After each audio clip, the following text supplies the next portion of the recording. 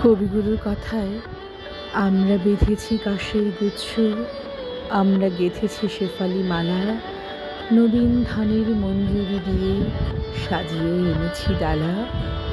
এসো গো শারদ লক্ষ্মী, তোমার শুভ্র মেঘের রথে, এসো নির্মল নীলপথে। অসাধারণ সৌন্দর্যে ভরপুর শরৎকাল। শরৎকালের সৌন্দর্যে মুগ্ধ হয়েছেন নানা সাহিত্যিক নানান সময়ে।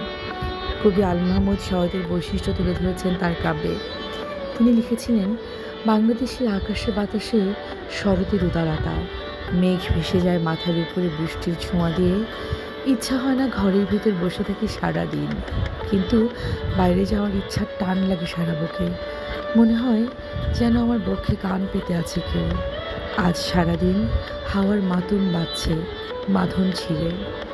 তাই তো কিছু সমমনা মানুষ মিলে আমরা ঘুরতে গিয়েছিলাম সেদিন কাশফুলের মাঝে। কাস্টমাইজ করে নিয়েছিলাম শাড়ি, যে শাড়িটা দেখলে মনে হবে এক টুকরো মেঘ গায়ে জড়িয়ে আছি। আর সাথে শরতের শিউলি ফুল তো আছেই। শরতের শিউলি ফুলের গয়নাগুলো কিন্তু আমার পেজ থেকে বসনের। এই যে হাতে বানানো গয়নাটি, এটিও কিন্তু বসনের, একদম দেশীয় উপকরণ দিয়ে তৈরি। যাই হোক, যাবার আগে শেষ মুহূর্তের গোছগাছ করে নিচ্ছি, কারণ মেয়েদের কোথাও যেতে গেলে সাজসজ্জার একটু ঝুঁকি তো থাকেই। দেখতেই পাচ্ছেন মেঘের মতো শাড়িটাকে জড়িয়ে নিয়েছি গায়ে। আমার ছেলেও মেঘের মতো একটা ফতুয়া পরেছে অনেক গরম জন্য। অবশেষে একটা রিক্সা নিয়ে নিলাম। মিরপুর 12 নম্বর থেকে আমরা প্রথমে ডিউটেস গেটে যাই। ডিউটেস গেটে যেয়ে এরকম নির্দিষ্ট পোশাকে যে রিক্সা চালক মামারা আছে, সেই রিক্সায় উঠে আমরা বৃন্দাবনের গেট পর্যন্ত যাই। মিরপুর ডিউটেস থেকে বৃন্দাবন গেট পর্যন্ত এইখানকার রিক্সা ভাড়া মাত্র 30 টাকা। যেহেতু পায়ে চালানো রিক্সা, কিছুটা সময় তো লাগে, তবে অনেক বেশি না, মিনিট 10-এর মধ্যে আমরা পৌঁছে যাব। আর যদি একটু জোরদার রিক্সাওয়ালা হয় তাহলে মিনিট 5-6-এর মধ্যেই চলে যাব।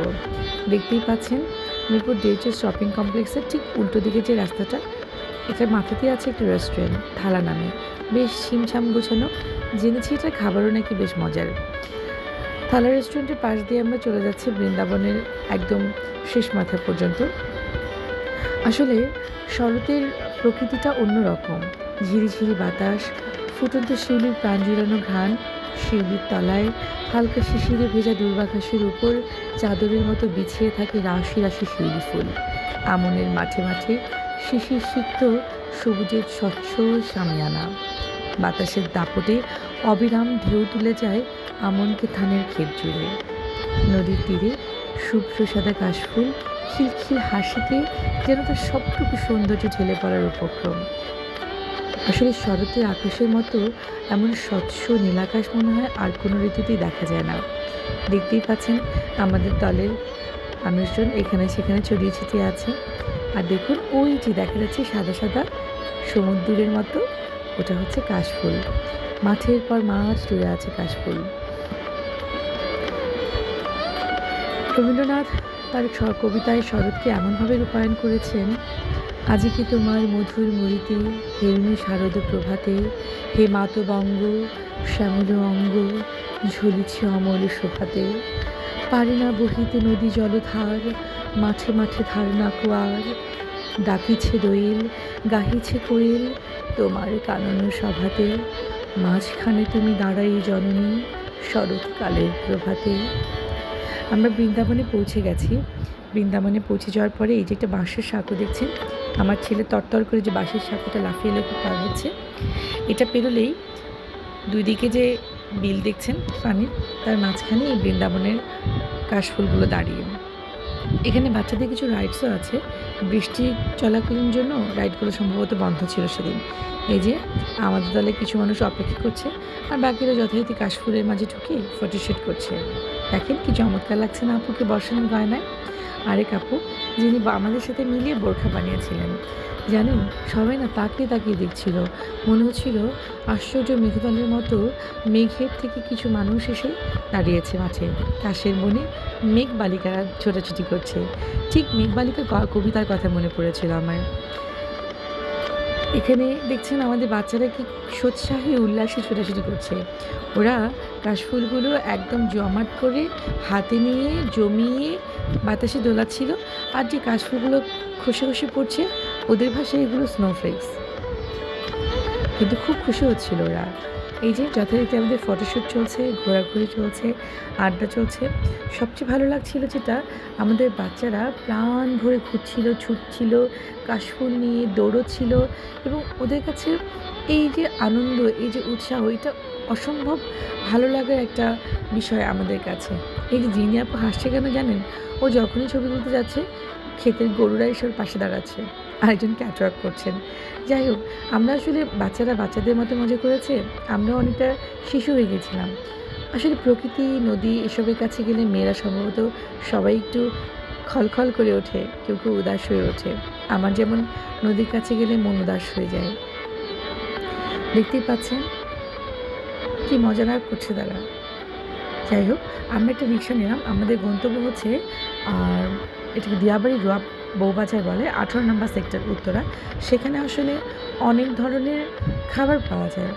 দিয়াবাড়ি বউবাজার যেটা, এটা রুয়াব বউবাজার, উত্তরা, 18 নম্বর সেক্টর। এখানে অনেকগুলো ফুড কার্ট আছে খোলা মাঠের মধ্যে। সেটার পরে যাচ্ছি। আগে দেখুন এই রাস্তাটা কি সুন্দর না? এটা হচ্ছে মেট্রো রেলের নিচ দিয়ে একটা রাস্তা, যেটা দিয়ে খুব সহজে উত্তরায় যাতায়াত করা যায় মিরপুর থেকে।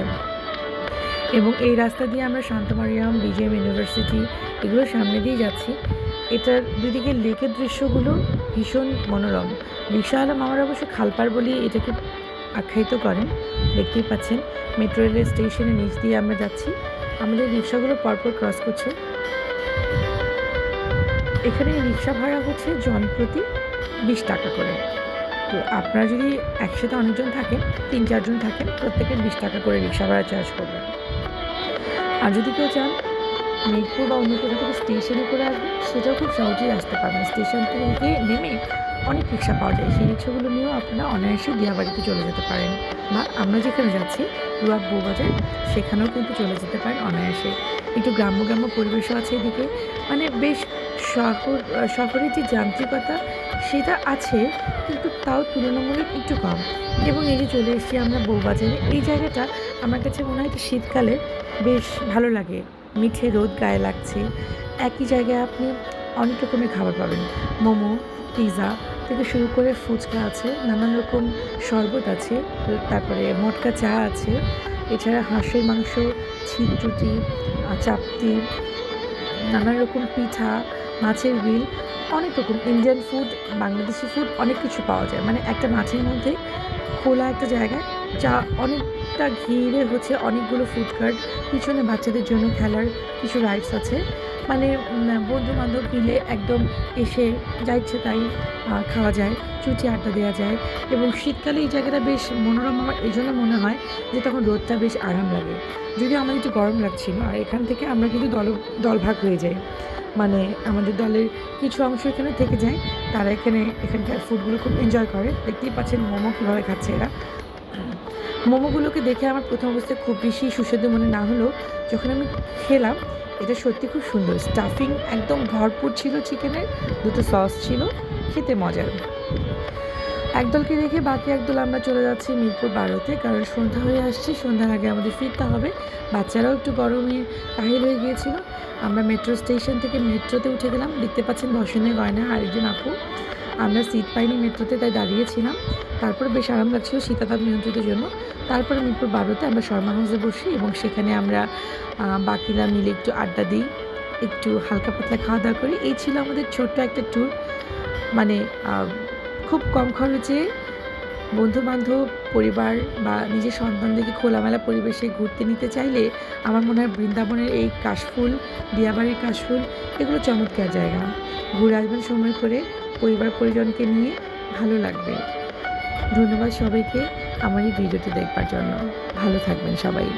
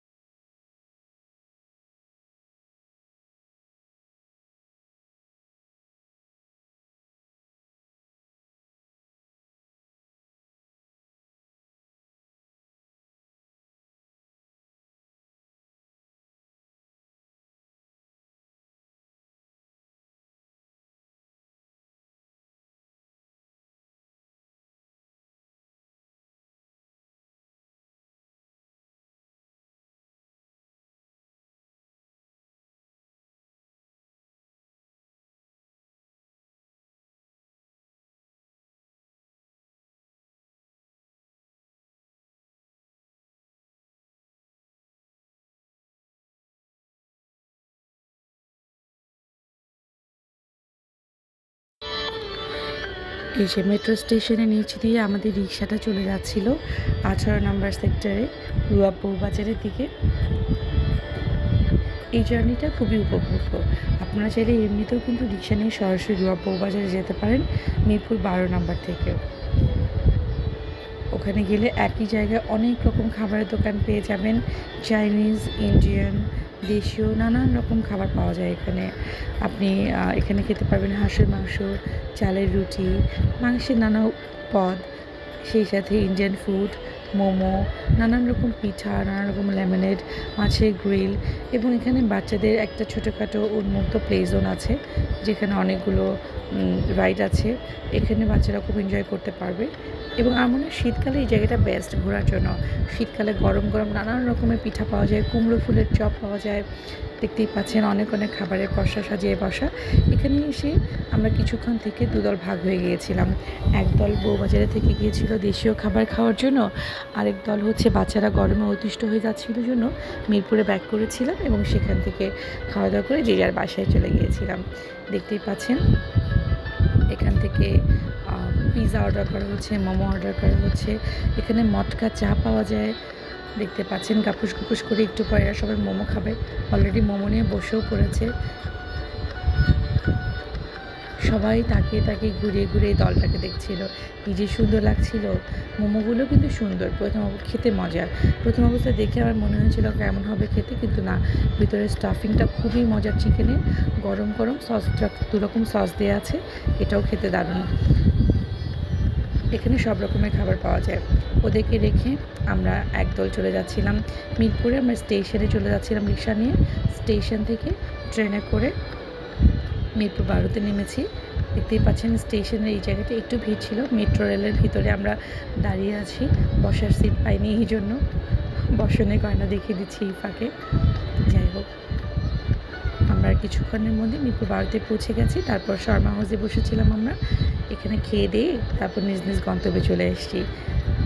চমৎকার সুন্দর সময় কাটিয়েছি আমরা। চাইলে আপনারাও পরিবার, পরিজন, সন্তান, বন্ধুবান্ধবদের নিয়ে ঘুরে আসতে পারেন মিরপুর থেকে, মিরপুরের বৃন্দাবন এবং উত্তরার দিয়াবাড়িতে। শরতের এই সময় এই পরিবেশে ঘুরতে কিন্তু দারুণ লাগবে। ধন্যবাদ সবাইকে কষ্ট করে আমার এই ভিডিওটি দেখবার জন্য। ভালো থাকবেন সবাই।